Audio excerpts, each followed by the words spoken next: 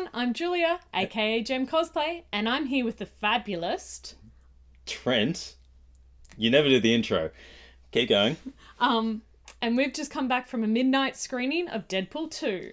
We are so tired, but it was a very fun movie. We're going to go into a bit more detail with it. But before we do, as always, welcome to the Fortress.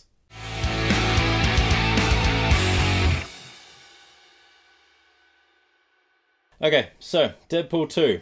We didn't think Deadpool 1 was going to get made, and we've already been given a second. Yeah, and I'm kind of happy. Yeah, it was a movie. It was a fun movie. It was fun. It wasn't overthought. It wasn't like there were good jokes. It wasn't too forced. It was a nice redemption arc for Deadpool, so it will potentially lead into a Deadpool 3. Yeah, I can see that being. I mean, it's a money maker. Yeah. Yeah. Now, before we go any further, we are going to have some spoilers in the video. So, just forewarning, if you don't want to hear about what's going to happen, I suggest you either mute or turn off now, and you can just look at our pretty faces. Or come back and watch it later and leave us comments down below on what you thought. Yeah, what did you like? Anyway, we're going into spoiler territory because there are some big things that were left out of the trailers. Yes. So, the biggest thing for me was there was all this rumor and all this talk about the kid, who Cable was going to come back and rescue. Yeah. It turns out to be Rusty Collins, who debuted in X Factor 1. The character shat me up the wall in X Factor 1 and continued to shit me up the wall in this movie too. He was just annoying as sin. That was probably the biggest issue that the movie had for me. The kid, it was too heavily focused on the kid. It was kind of like so in Deadpool 1 we had the Negasonic Teenage Warhead, and you kind of had that moody teen, and you're like, oh yeah, she's got like, you know, attitude problems, but in this, woo, girlfriend, oh, so pretty. Yeah. But this was kind of just like, okay, this is just a bitchy 11-year-old. Yeah, he was whingy and whiny. Like it was too much. He did have good moments, and there was some good banter, especially with Wade, and with a couple of good one-liners, but I didn't kind of believe the story of it. It wasn't... It was a very shallow story. Yeah, there wasn't much depth to it. So, Vanessa ends up carking it in the first 5 minutes of the movie. Which is a nice twist. A good twist. It was unexpected. Yeah. I thought she was going to have a lot more prominent role. But it turns out that Wade wasn't able to connect with her spiritually. There was some sort of weird thing going on, that he had a higher purpose, and it turns out that Rusty was this higher purpose to find family. I actually think it was a little bit more in depth than that. I think the concept of, we know Deadpool can't die, so they're given the collars when they hit the ice box, and Wade... It actually got me questioning, because I didn't realise Wade's powers was actually the cancer forming differently and not actually killing him. So his cancer just starts killing him. It was interesting that we found out he was a mutant in this universe. Yeah, the power dampeners. Yeah. That was actually quite cool.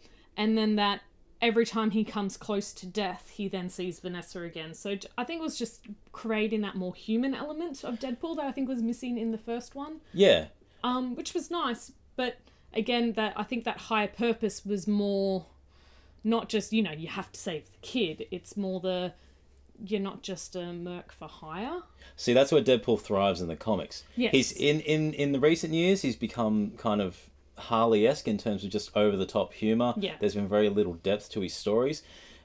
I'm gonna take it back to 2009's Dark Reign series. It was a perfect blend of humor and realism. Mm-hmm. It humanized Wade. It made him... He had a lot more serious moments in it. Yeah. And that's what this movie felt like to me. Yeah, there was a lot more serious tone instead of just the one-liners. And when the one-liners did happen... There was a lot more substance to Wade. Yes, but when the one-liners did happen, they drained me sometimes. They just kept going on and on and on. It was kind of that... It did leave it for just that little bit too long. I kind of liked that the fourth wall stopped breaking. Yes. So you had it happen in the first probably 20 minutes, half an hour of the movie, and then it kind of stopped and focused a little bit more on the storyline, which was good. Yeah.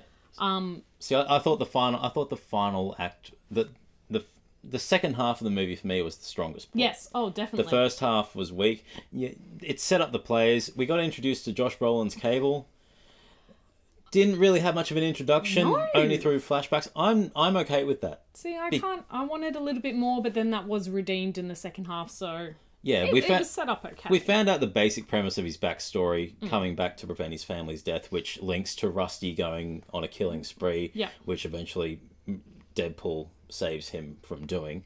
But I'm happy that they didn't explore Cable too much, because I would rather see it in a solo film. Yeah, I think a solo Cable film explaining... I like how they didn't go into the detail of the arm and the eye and that aspect of it. No mention of the techno-organic virus at all. Except if they could tone down that freaking techno... See, I like that. I hated it. I liked it. I really enjoyed that. I was like, okay, it's showing that he's got a mechanical arm. I liked a little bit of it, but it just got to the point where that was the only thing I was hearing, even over the music. And it was just... See, I rather that than the dubstep. Oh, the dubstep. Oh my god, the dubstep. There was a lot of dubstep jokes that just fell flat with me. It must be because I'm old. No, I think we're too young. I feel I'm too old. No, I think we're too young. Dubstep came out when we were... Yeah, I think you got to think dubstep came out when we were just hitting 18 age and drinking. So I think it's more, mid-30s jokes. So I think I'm trying to make us feel young. No, I think they're trying to stay relevant to something that's outdated, and it's lost its place. So a lot of the jokes for me fell flat. There were some really, really great ones. He does call Josh Brolin Thanos at one point. Yeah. There was those little quips that line up with when this movie has come out, so... I'm really surprised they kept that DC line in it, though. Yeah, is this the DC Universe? There's a really good post-credit scene that makes up for the horrendousness that is X-Men Origins Wolverine and Green Lantern. The best. Disappointed in X-Force. They were literally only in it for 5 minutes total. And they were all killed off, except for Domino. I absolutely loved Domino. Domino was great. That was an absolutely great character that didn't need much of an introduction, just that sense of unlucky. She held it well. I thought, especially when the trailers came out and we saw that Domino was going to be in it, I thought it was going to be another love interest, or there was going to be something, forced and stupid into the storyline. But she just rocked up and went, I'm lucky. Oh, I have a purpose. And when her purpose came through into the orphanage of going, no, there's a reason I'm here. Here is my reason. Yeah. I just liked it. She was there. Yeah, she was there. She had sass. She had so much sass. She had sass. So good. And I was worried about how they were going to portray her powers. Because being with the power of luck, you can't see anything. I guess and she doesn't have the powers. Deadpool's, especially in that scene after everyone dies in the X-Force, where it's like, well, how are we going to cinematically show that you're lucky? And it's literally everything is just showing, well, she's just literally... She's walking with a smile. In the street and smile, cars are crashing around her. Calamity everywhere. And I really liked that. Who creates a superhero with luck powers? Some guy who can't draw feet! That was a line of the movie. Laughing in that. Screw you, Leafield. What else? The other big spoiler of a mutant showing up who made someone very happy. Yes, it did. But there was also another mutant before we get onto that one that made me very unhappy. And that's that big mutant's sidekick, essentially, in the comics, Black Tom Cassidy. Black Tom in the comics is keeper over in Scotland. He's got a magic stick and able to do all these types of powers with his he's kind of like a sorcerer kind of thing. He generally teams up with Juggy. And in this he was given a gangster role and he was killed off in a minor thing. But Juggy's in it, and Juggy looked awesome. Juggernaut was really good. Juggy was redeemed from X-Men 3. All CGI, which was good, kind of like Colossus. Yeah, but it wasn't, again, it didn't, when especially put up against Colossus and that fight, it wasn't like we were watching a really bad Power Rangers. No, it reminded me a lot of the Incredible Hulk when Hulk was going up against Abomination. Yes. That kind of outdated CGI. I think I said it to you. I was like, haven't we seen this before? Yeah. But it was still good. It was a nice big monster CGI fight, and it was good to see Juggy get his due. He was huge. He was like huge. 9 foot. It was like, as much as I love that original like Jughead that we Jughead. No, he's dead. Going in Riverdale. That Juggernaut that we saw. I'm happy with it. Yeah.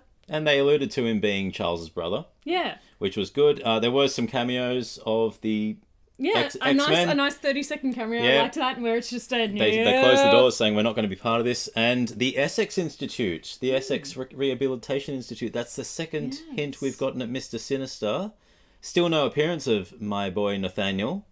But they're dropping hopefully hints. they're dropping hints, and Deadpool did some timeline cleaning up. But I'm really excited to see where they go with it. I thought it was a really fun movie. It wasn't anything in depth or anything deep. It was just fun. It was fun. Yeah. Yep. They can do it again. They can recycle the same formula. Guardians has done it twice now. If it's not a losing formula, it's going to make millions of dollars. It's going to be fun. And the fact that it's Deadpool's going to pull in people too. Yeah, and I do like the fact that they had more serious tone to this one. Oh yeah, I did enjoy it. that. It felt more weighty. So yeah, I would give it a solid 7.5. I'd give it a 7. I'd Yeah, give it a solid it was 7. a very enjoyable movie. But if you wanted depth, it was a generic superhero movie. Yes, but it was a good one. Yeah, very good one. But anyway, that's it from us. We'll probably do a spoiler discussion where we break down every little bit in a podcast later on in the week. I'm Trent. I'm Julia. And until next time, you're watching The Fortress.